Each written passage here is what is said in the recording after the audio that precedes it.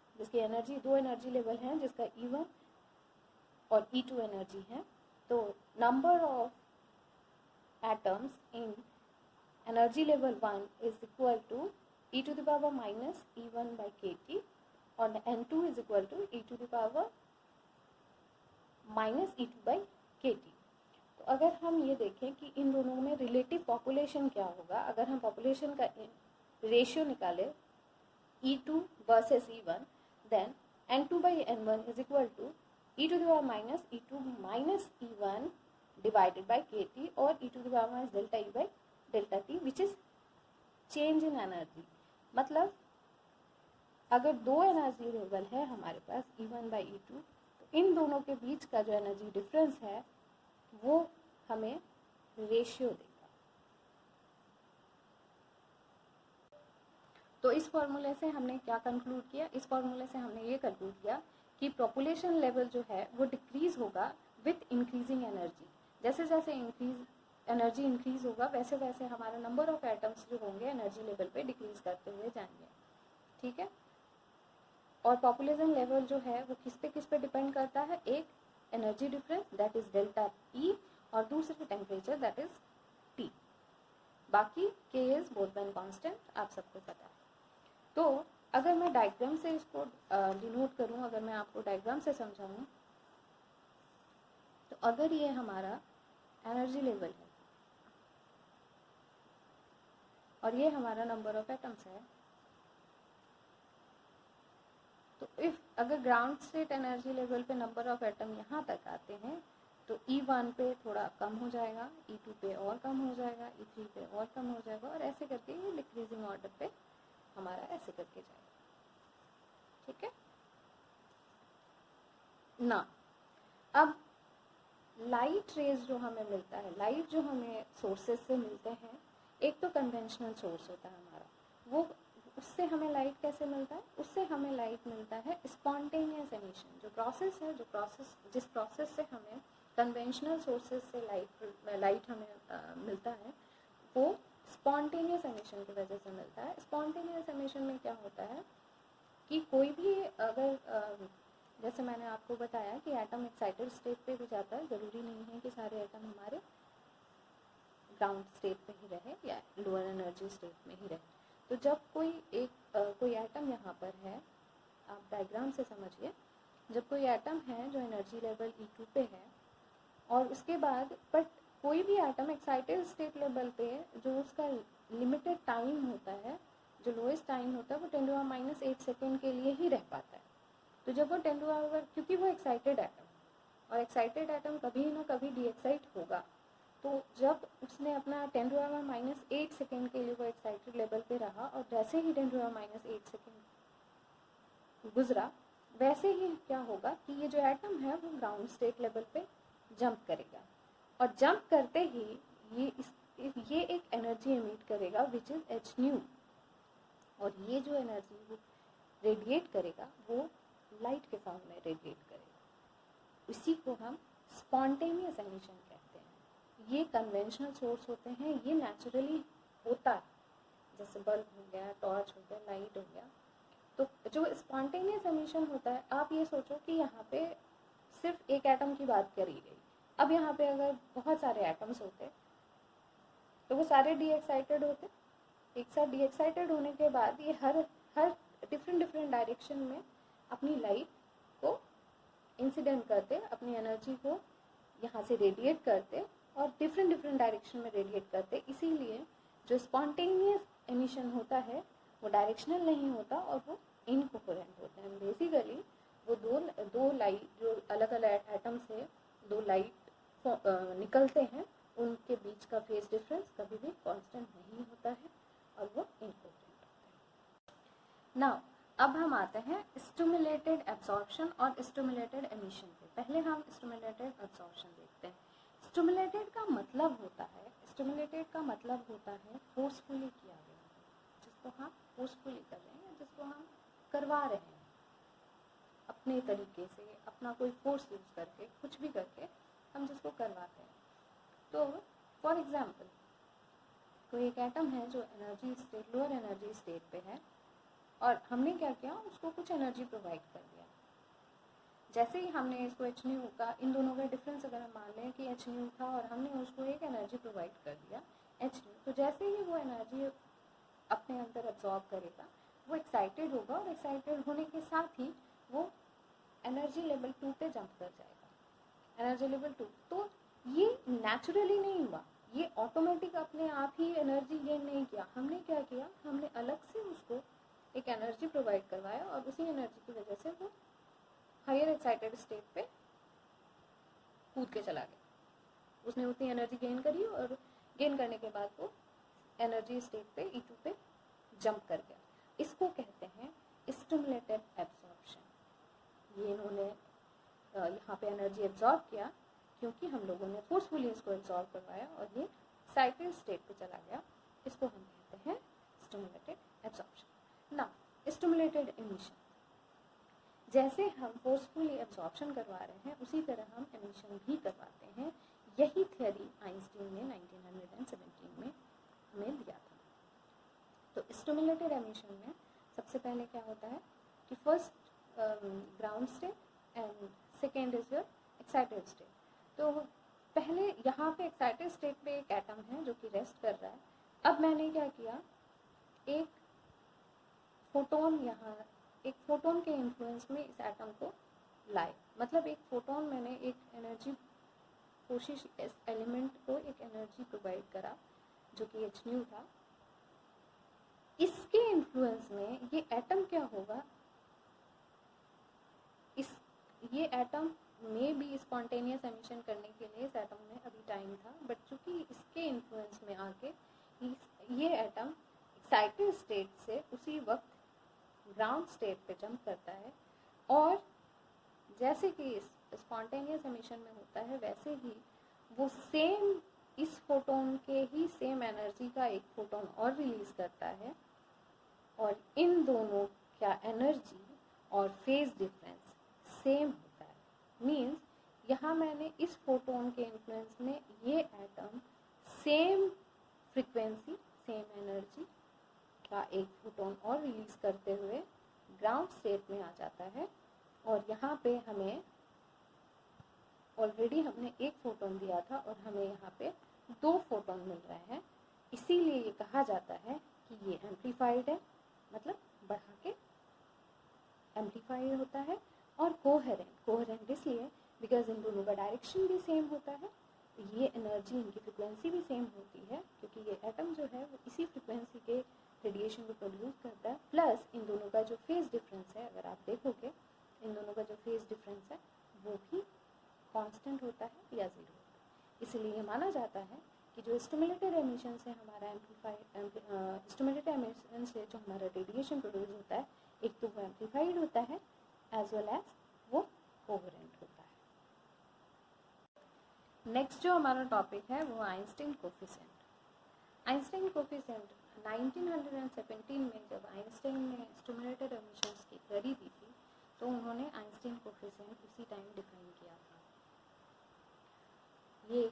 ये पूरा एक डेरिवेशन है जो कि आप इस लेक्चर के बाद अपनी बुक्स में ज़रूर पढ़ना, और जो भी टॉपिक मैं अभी पढ़ा रही हूँ वो आप अपनी किताबों में ज़रूर पढ़ना। कोई भी बुक ले लीजिएगा, और लेज़र का आइंस्टीन कोफिशिएंट और स्टिमुलेटेड एमिशन, स्पॉन्टेनियस एमिशन, ये सारी चीज़ें आप एक बार ज़रूर थॉरो रीडिंग करना अपनी किताब से।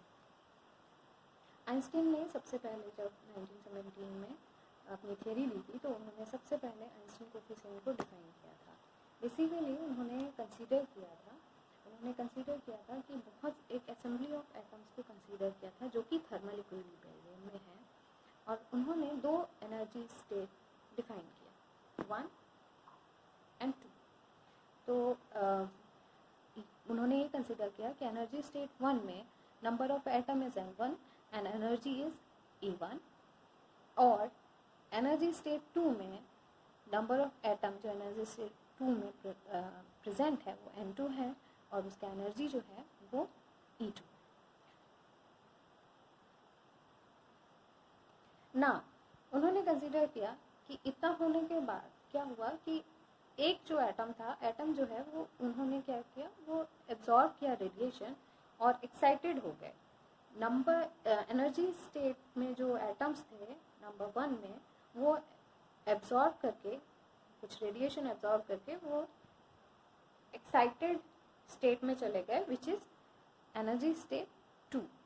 ना rate of absorption of transition per unit time per unit volume, जिसको हम डिनोट कर रहे हैं RABS। R means rate of absorption, ABS is absorption. जो रेट ऑफ एब्जॉर्प्शन होगा वो प्रोपोर्शनल होगा N1 पे। ऑब्वियसली जितने नंबर ऑफ पार्टिकल्स आपके एनर्जी लेवल पे होंगे उतने ही नंबर पे डिपेंड करेगा, बिकॉज एक्साइटेड तो उन्हीं को होना है, और डिपेंड करेगा कि जो भी हमने रेडिएशन यहाँ पे इंसिडेंट करवाया था उस पर, क्योंकि उसी की एनर्जी डेंसिटी पे U is the energy density of the incident ray. जो भी हमने इंसिडेंट करवाया रे को, जिसको एब्जॉर्ब करके एटम्स एक्साइटेड होके एनर्जी लेवल 2 पे जाएंगे, वो उस पर भी डिपेंड करेगा, उसकी एनर्जी डेंसिटी पे डिपेंड करेगा। तो इसीलिए हम ये लिख सकते हैं, therefore we can write rate of absorption of transition is equal to N1 B12 U, which where B12 is proportionality constant known as Einstein B coefficient of absorption of radiation। Proportionality constant को Einstein ने B12 means पहले level से दूसरे level के बीच transition हो रहा है, इसलिए B12, तो उसको आइंस्टीन ने कहा coefficient of absorption of radiation. ना अगेन जब एटम एक्साइटेड होके हायर लेवल पे जाएगा तो ऑब्वियसली कुछ टाइम के बाद वो डी-एक्साइट्स भी होगा। तो जब एटम डी एक्साइटेड होता है तो वो दो तरीके से होता है, जो मैंने आपको बताया, दो तरीके से डी एक्साइटेड होगा। पहला जो नेचुरल है स्पॉन्टेनियस एमिशन करेगा, और दूसरा जो मैनमेड है या फिर जो फोर्सफुली हम करवाते हैं जो स्टिमुलेटेड एमिशन। ना स्पॉन्टेनियस एमिशन में हम कोई भी इंसिडेंट रे या कोई भी हम एनर्जी अलग से प्रोवाइड नहीं करते हैं उसको, इसीलिए हम ये कह सकते हैं कि जो रेट ऑफ ट्रांजिशन होगा वो सिर्फ डिपेंड करेगा किस पे, नंबर ऑफ एटम्स जो कि एनर्जी लेवल 2 पे है, और उसके अलावा हम कोई अलग से उसको कोई भी इंसिडेंट रेडिएशन नहीं दे रहे हैं या कोई फोर्सफुल नहीं करवा रहे हैं, वो अपने आप डी एक्साइट हो रहा है एक टाइम पीरियड के बाद। तो इसीलिए हम ये कह सकते हैं कि हम इसको क्या लिखते हैं, rate of transition per unit time per unit volume because of spontaneous emission, Sp for spontaneous emission is equal to N2A21, where A21 is also a proportionality constant or known as Einstein A coefficient of spontaneous emission of radiation. तो ये जो आपका as A21 है, A21 इसलिए लिखा गया है क्योंकि 2 मतलब सेकेंड स्टेट से, सेकेंड एनर्जी स्टेट से हमारा एटम जो है वो कहाँ जा रहा है, फर्स्ट एनर्जी स्टेट पे, तो इसीलिए इसको A21 कहा गया है। और इसको आइंस्टीन ने नाम दिया था Einstein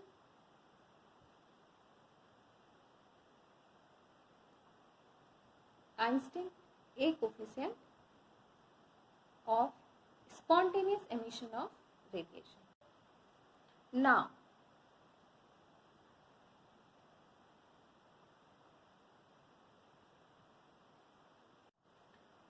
Now for spontaneous emission of radiation,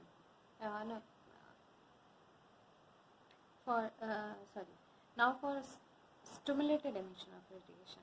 Spontaneous emission of radiation में हमने देख लिया rate of absorption transition is equal to N2A21, where A21 is the Einstein A coefficient for spontaneous emission of radiation. Now stimulated emission. अब stimulated emission के लिए चूँकि हमने पहले ही पढ़ा है, स्टिमुलेटेड एमिशन भी फोर्सफुल एमिशन होता है, तो उसमें भी जो हमारा रेट ऑफ ट्रांजिशन होगा, रेट ऑफ ट्रांजिशन जो होगा S T for stimulated, rate of transition जो होगा वो किस पे डिपेंड करेगा, वो प्रोपोर्शनल होगा number of atoms in energy level 2 and again जो हमने एनर्जी डेंसिटी, जो हमने इंसिडेंट रे की एनर्जी डेंसिटी है वो, क्योंकि स्टिमुलेटेड एमिशन में हम एक्सटर्नल एनर्जी यूज़ करते हैं और स्टिमुलेटेड एब्जॉर्प्शन में भी हमें एक्सटर्नल इंसिडेंट रे यूज़ करते हैं, तो इसीलिए वो इन दोनों पे ही डिपेंड होगा। तो इन दोनों को अगर हम साथ में लिखना चाहें तो हम क्या लिखेंगे, rate of stimulated emission rate of absorption rate of emission transition of stimulated emission is equal to N2B21U, where B21 मतलब सेकेंड स्टेट से फर्स्ट स्टेट पे एटम जंप कर रहा है, तो B21 is Einstein B coefficient of stimulated emission of radiation. जब thermal equilibrium होता है तो हमें पता है कि थर्मल इक्विलिब्रियम में जितने ट्रांजिशन फर्स्ट से सेकेंड में होगा वो इक्वल होगा सेकेंड से फर्स्ट में, means upward transition 1 to 2, upward transition 1 to 2 should be equal to downward transition 2 to 1, that is, अब हम अपवर्ड देखें, N1 B12 U is equal to A21 plus B21 U bracket N2, मतलब this equation plus this equation is equal to this equation. We already have the equation. आपने population level का ये relation देखा था, N2 by N1 is equal to E minus E2 minus E1 by KT. अगर हम इसको reverse करें, उल्टा कर दें, तो N1 by N2 is equal to E to the power h nu by KT, where h nu क्या है, E2 minus E1, ये दोनों एनर्जी लेवल के बीच का जो एनर्जी डिफरेंस है उसको h nu बोलते हैं। ना बाय सॉल्विंग इक्वेशन नंबर 1, इस इक्वेशन नंबर 1 को अगर हम u के लिए सॉल्व करें तो फाइनल जो रिजल्ट आएगा वो हमारा आएगा A21 B21 into 1 by N1 by N2 B12 by B21 minus 1, और अगर हम यहाँ पे N1 बाई N2 का वैल्यू पुट कर दें यहाँ पे तो हमें ये मिल जाएगा equation A21 by B21 into 1 by E to the power h nu by KT B12 by B21 minus 1, इसको हमने इक्वेशन नंबर 2 बोला, इसको हमने इक्वेशन नंबर 1 बोला। ना equation number 2 is the formula for spectral energy density of radiation, which must be comparative with black body radiation, which is, जो हमारा formula निकल के आया जो कि इक्वेशन 2 है, जिसमें हम इंसिडेंट रे की एनर्जी डेंसिटी निकालते हैं, उसको हम कंपेयर कर सकते हैं एनर्जी डेंसिटी किसके, जो रेडिएशन डेंसिटी जो निकल के आती है एक ब्लैक बॉडी रेडिएशन के लिए, जिसका फॉर्मूला है UV is equal to 8 by h mu q by c q into 1 by e to the power h nu by kt minus 1. इसको हमने इक्वेशन 3 दे दिया. नाउ हम इक्वेशन 2 और इक्वेशन 1 के कोफिशिएंट को कंपेयर करेंगे. जब हम इक्वेशन 1 और इक्वेशन 2 को कंपेयर करेंगे तो हमें मिलेगा B12 by B21. ये आप एक बार चेक कर लेना, आप अपनी कॉपी निकालिए और वो दोनों इक्वेशन नंबर 1 अपनी कॉपी में लिख लीजिएगा वीडियो से देख के, और इक्वेशन नंबर 3 भी यहाँ से देख के आप लिख लीजिए. और दोनों को जब आप कंपेयर करेंगे तो आप यहाँ पे हमारे पास ये था, यहाँ पे हमारे पास लिखा हुआ था B12 बाई B21. तो अगर यहाँ पे हमारा कुछ नहीं है, EH nu by KT अलग से है और यहाँ पे हमारा एक, तो यानी कि अगर हम इन दोनों को इक्वेट करें तो B12 by B21 is equal to 1 आ जाएगा. और ये जो है this is equal to A21 by B21. ये जो रिजल्ट ऑब्टेन हुआ था इसी को आइंस्टीन ने डिराइव किया था 1917 में, और यही स्टार एंड डबल स्टार जो इक्वेशन है उसको कहा जाता है आइंस्टीन इक्वेशन और Einstein coefficient, Einstein AB coefficient और आइंस्टीन कोफिशिएंट. ठीक है ना. हमने कंक्लूड क्या किया, अगर ये दोनों इक्वेशंस को हम अच्छे से देखें तो हमने कंक्लूड क्या किया, नंबर 1 कैलकुलेशन है कि हमारा जो coefficient of stimulated absorption is equal to coefficient of stimulated emission. B12 is coefficient of absorption, B21 is coefficient of emission. तो बेसिकली पहला कंक्लूजन हमारा इस इक्वेशन से निकला कि B12 is equal to B21, that is coefficient of stimulated absorption is equal to coefficient of stimulated emission. and जब हम second देखते हैं तो यहाँ देखिए A21 by B21 is proportional to, this is constant, pi is constant, h is Planck constant, c is relative light. तो ये किस पे डिपेंड करता है, फ्रिक्वेंसी टू द पावर 3. तो यानी कि A21 by B21 is proportional to mu q. It means larger the energy difference between two state, because energy state का जो difference है वो mu पे depend कर रहा है. तो हम ये बोल सकते हैं it means larger the energy difference between two state, much more likely is spontaneous emission compared to stimulated emission. यानी कि जैसे जैसे म्यू बढ़ेगा, जैसे जैसे एनर्जी डिफरेंस बढ़ेगा, वैसे वैसे हम स्टिमुलेटेड एमिशंस को छोड़ते हुए स्पॉन्टेनियस एमिशन की तरफ बढ़ेंगे. यानी कि probability of spontaneous emission is large in higher frequency range.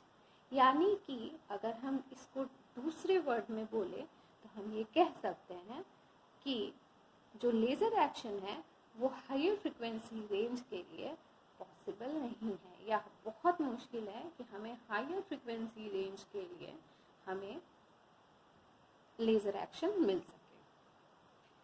आज के लेक्चर में इतना ही. नेक्स्ट लेक्चर में हम कंडीशन ऑफ लेज़र एक्शन पढ़ेंगे. नेक्स्ट लेक्चर में हम ये पढ़ेंगे कि कौन कौन से कंडीशन है, कौन से नेसेसरी कंडीशन है जो हम लेज़र के लिए यूज़ कर सकते हैं.